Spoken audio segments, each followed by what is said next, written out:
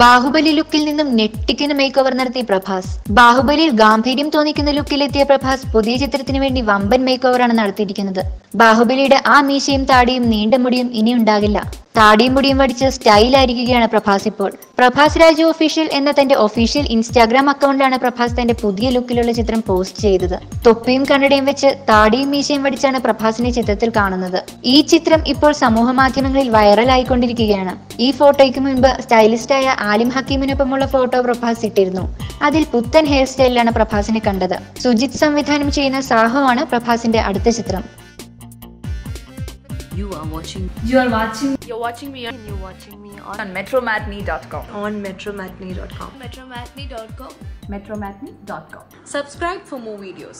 Subscribe for more videos. Subscribe here for more videos. Subscribe now. Thank you.